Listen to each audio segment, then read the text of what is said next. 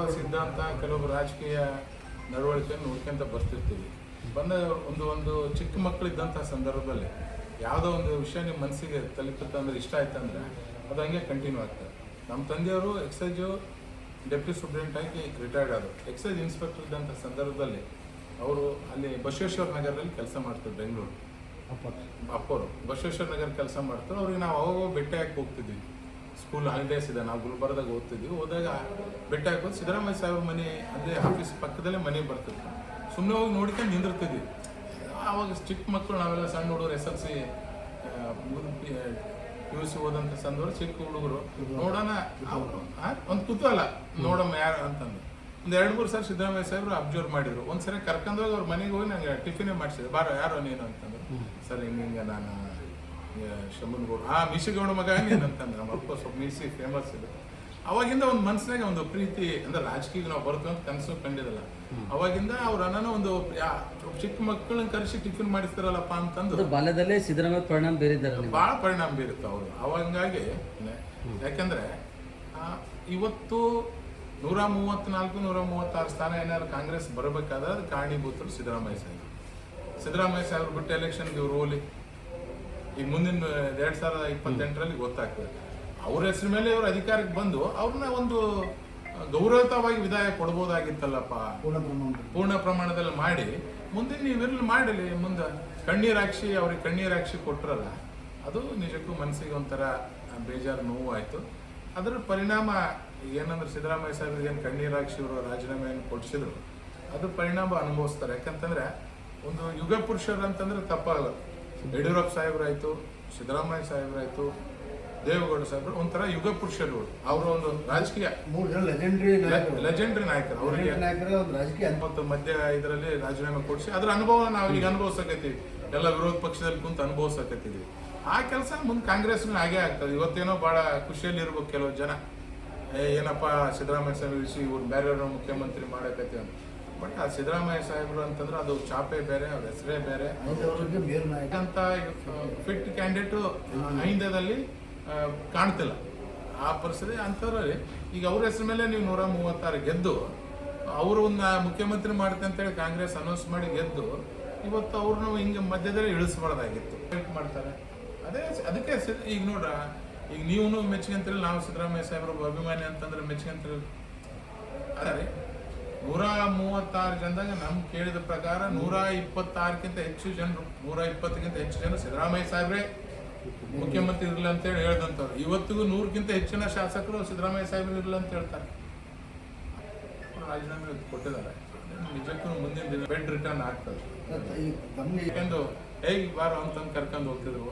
ಮತ್ತು ಅವ್ರ ಪಕ್ಷದವರಿಗೆ ಒಂದೊಂದು ದಿನ 2-2 ದಿನ ಅಪಾಯಿಂಟ್ಮೆಂಟ್ ಕೊಡಂತ ಕೆಲವೊಂದು ಸಂದರ್ಭದಲ್ಲಿ ಅವ್ರ ಪಕ್ಷ ಶಾಸಕರಿಗೆ ಕೊಟ್ಟಿದ್ದಿಲ್ಲ. ನಾನು ತಕ್ಷಣ ಫೋನ್ ಮಾಡಿದೆ, ಬಂದ್ಬಿಡೋ ಅಂದು. ಸರ್ ಹಿಂಗೆ ಲೀಡರ್ಸ್ಗಳು ಕರ್ಕೊಂಬರೋದು, ಬಾರೋ ಅಂತಂದು ಕರ್ಕೊಂಡು ಎಲ್ಲ ಲೀಡರ್ಸ್ಗಳು ಭೇಟಿ ಆದ್ವಿ. ಅಂದ್ರೆ ಎಲ್ಲರ ಕಂಡಾಗ ನಂಗೆ ಅಷ್ಟೇ ಪ್ರೀತಿ, ಕೈ ಹಿಡಿದು ಮಾತಾಡಿಸಿ ಭಾಳ ಪ್ರೀತಿಯಿಂದ ಅಂತಂದ್ರು. ಬೇರೆಯವರು ಸರ್ ನೀವು ರಾಜುಗೌಡನ ನೀವು ಕಾಂಗ್ರೆಸ್ ಕರ್ಕೊಂಡ್ಬಿಡ್ರಲ್ಲ, ನಿಮ್ಗೆ ಇಷ್ಟ ಆತ್ಮೀಯತೆ ಅನ್ನಲ್ಲ ಅಂತಂದಾಗ ವಿಧಾನಸೌಧದಲ್ಲಿ ಅವ್ರು ಉತ್ತರ ಕೊಟ್ಟರು. ರಾಜುಗೌಡನ ಒಬ್ಬ BJPಯಲ್ಲಿ ಒಬ್ಬ ಸೀನಿಯರ್ ಲೀಡ್ರಪ್ಪ. ಈಗ ರಾಜುಗೌಡ್ರು ಹೆಂಗೆ ಮಾತಾಡ್ಬೇಡ್ರಿ, ಅವನು ತನ್ನ ಶಕ್ತಿ ಮೇಲೆ ಬೆಳೆಯಕತ್ತಾನೆ. ಇರಲಿ, ನಮ್ಮ ಹುಡುಗನಾದ್ರೂ BJPಯಲ್ಲಿ ಇರಲಿ, ಒಳ್ಳೆ ಯುವಕ ಅಂತೇಳಿ ನಮ್ಮ ಹುಡುಗಿಗೆ ಚಾಲೆಂಜಸ್ ಸಾಕಷ್ಟಿವೆ.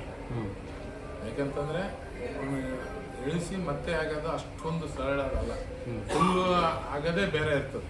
ಈಗ ಒಂದು ಬಿಲ್ಡಿಂಗ್ ಅರ್ಧ ನೀವು ಕಟ್ಟಡ ಆದ್ಮೇಲೆ ಇನ್ನೊಬ್ರು ಬಂದು ಮತ್ತೆ ಬಿಲ್ಡಿಂಗ್ ಕಟ್ಟೋದು, ಅದು ಒಬ್ರು ಕಟ್ಟಿದವ್ರ ಪ್ಲಾನೇ ಬೇರೆ ಇರ್ತದೆ. ಇಂಜಿನಿಯರಿಂಗ್ ಕನ್ಸ್ಟ್ರಕ್ಷನ್ ಬೇರೆ.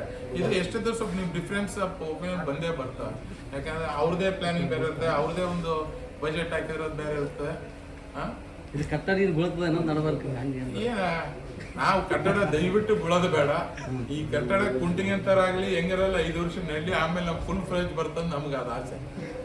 ಈ ಕಟ್ಟಡ ಮತ್ತೆ ಬಿತ್ತು ಅವರು ಅಲ್ಲಿ ಬೇಡ ಬಾಡಿ ಇವ್ರಿಗೆ ಅಧಿಕಾರ ಜನರು ಕೊಟ್ಟರು. ಅವರು ಕೂಡ ಪಕ್ಷ ಸಂಘಟನೆ ಸಾಕಷ್ಟು ಶ್ರಮ. ಕುಮಾರ್ ಅವ್ರನ್ನ ಸಿದ್ದರಾಮಯ್ಯ ಸಾಹೇಬ್ರನ್ನ ತುಲನೆ ಮಾಡಿದಾಗ ಸಿದ್ದರಾಮಯ್ಯ ಸಾಹೇಬ್ರ ಪರಿಶ್ರಮನೇ ಬೇರೆ, ಸಿದ್ದರಾಮಯ್ಯ ಸೀನಿಯರಿಟಿನೇ ಬೇರೆ, ಸಿದ್ದರಾಮಯ್ಯ ಸಾಹೇಬ್ರ ಐಂದ ಅಸ್ತ್ರನೇ ಬೇರೆ.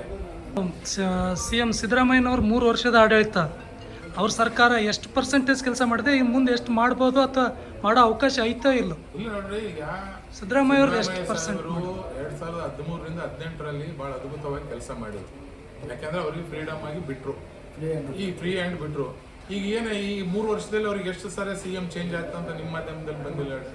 ಎಷ್ಟು ಸಾರಿ ಡೆಲ್ಲಿಗೆ ಶಿವಕುಮಾರ್ ಅವರು DK ಶಿವಕುಮಾರ್ ಅವರು ಹೋದಾಗೆಲ್ಲ ಇವ್ರು ಕುರ್ಚಿ ಅಳ್ಳಾಡೆ ಅಂತ ಸಂದರ್ಭದಲ್ಲಿ ಯಾರಿಗಾದ್ರೂ ಕೆಲಸ ಮಾಡಕ್ ಆಗಲ್ಲ. ಹಂಗಾಗಿ ಈ ಸರಿ ಅಷ್ಟು ಫಸ್ಟ್ ಡೇ ಇಂದ ಸ್ಟಾರ್ಟ್ ಆದಗೋಸ್ಕರ ಅವರಿಗೆ ಫುಲ್ ಫ್ಲೆಜ್ ಆಗಿ ಕೆಲಸ ಮಾಡಕ್ ಆಗ್ಲಿಲ್ಲ. ಹಂಗಾಗಿ ಅವರು ಸ್ವಲ್ಪ ಮನ್ಸು ನೊಂದು ಒಂದು ರಾಜೀನಾಮೆ ಕೊಟ್ಟಿರ್ಬೋದು.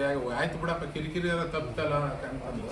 ಅವ್ರು ಫ್ರೀ ಹ್ಯಾಂಡ್ ಆಗಿ ಬಿಟ್ಟರೆ ಒಳ್ಳೆ ಕೆಲಸ ಮಾಡ್ತಿದ್ರು. ಫ್ರೀ ಹ್ಯಾಂಡ್ ಆಗಿ ಬಿಟ್ಟಿಲ್ಲ ಅಂದ್ಮೇಲೆ ಅಭಿವೃದ್ಧಿ ಕುಂಠಿತ ಆಗಿಬಿಟ್ಟಾವ. ಬರೀ ನೀವು ಗ್ಯಾರಂಟಿಗಳು ಬಿಟ್ರೆ ಬೇರೆ ಏನು ಕೆಲಸ ಆಗ್ತಿಲ್ಲ. ಇವತ್ತು ನೀವು ಯಾವ ನೋಡ್ರಿ, ಒಂದು ರಸ್ತೆ ಸರಿಯಾಗಿದೆ, ಒಂದು ರಸ್ತೆ ಸರಿ ಇಲ್ಲ, ಈ ವಿದ್ಯುತ್ ಸಂಪರ್ಕ ಸರಿ ಇಲ್ಲ, ಏನೇನು ಹಾಸ್ಪಿಟ್ಲಾಗ ಯಾವ್ದು ವ್ಯವಸ್ಥೆ ಸರಿ ಇಲ್ಲ.